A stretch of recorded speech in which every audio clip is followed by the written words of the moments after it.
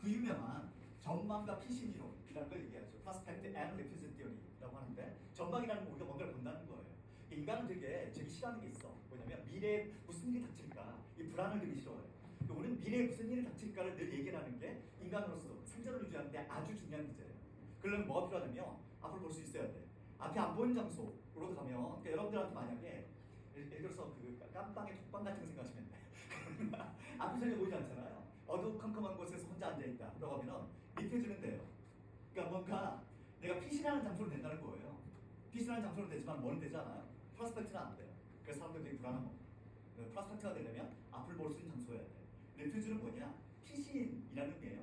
그러니까 우리가 피신한다는 건 어떤 얘기냐? 안정감을 갖는다는 얘기야. 근데 뒤에서 누가 나를 공격한다. 불안할 거 아니에요. 그렇잖아. 뒤에서 누가 나를 공격해. 그럼 내 피신의 느낌이 없는 거지. 세이프티가 떨어지는 거야. 그럼 내가 세이프티를 높이려면 어떻게 되느냐? 뒤가 막혀있는 공간에서 리퓨즈가 되는 거예요.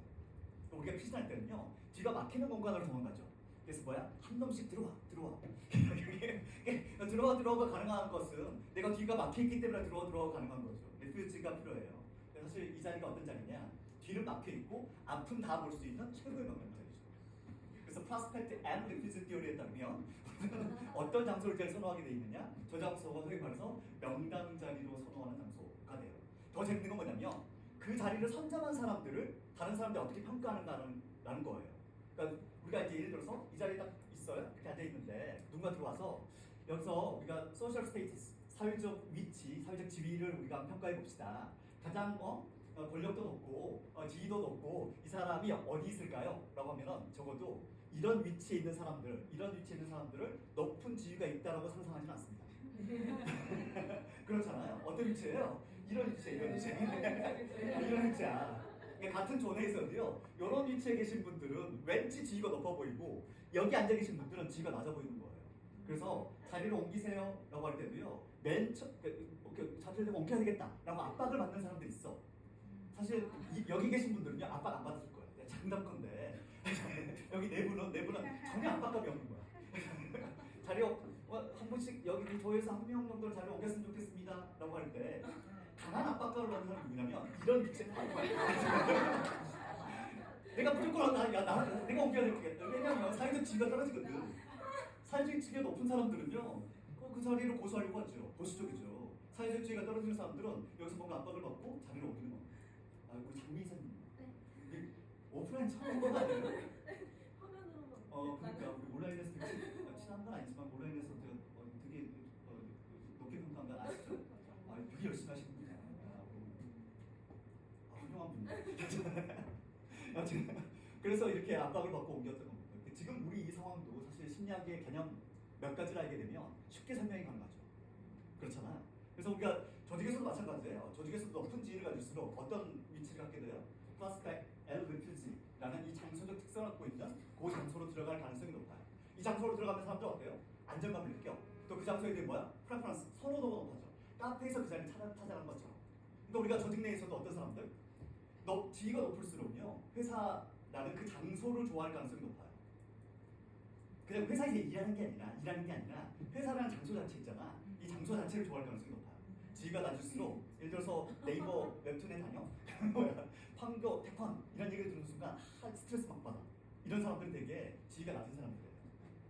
판교, 태권 주말에도 쇼핑도 할 수 있고 좋잖아. 이렇게 야 요즘 같은 더운 날 집에 뭐 하라고 집에 있니? 회사 나오면 에어컨 빵빵 나오고 좋지 않냐? 이렇게 얘기하는 사람들은 주로 지위가 높은 사람들이에요. 이 사람들의 특성은 뒤가 항상 막혀 있어요. 그래서 우리는 적어도 우리 조직에서 여러분들 윗분들의 모니터를 볼 수가 없어요. 여기 앉아 계신 분들은요, 이분들의 모니터를 볼 수가 없는 거예요. 대신에 여기 만약 모니터가 있다면 이분들은 어때요? 이 모니터를 쉽게 모니터링이 가능해요. 그렇잖아. 지위가 높을수록 뒤가 막히거든요. 그래서 어떤 사람도 직원들도 이런 얘기하는 사람 없죠. 팀장님 요즘 이런 일 하세요? 이렇게 뒤를 돌아다니면서 야 상무님 아주 재밌는 일 하시네 이렇게 얘기하는 분은 세상에 아무도 없어요. 왜? 지위가 높을수록 뒤가 막혀있는 공간을 차지할 가능성이 상대적으로 높기 때문에. 그리고 우리는 그 장소에 대한 선호도가 높아진다.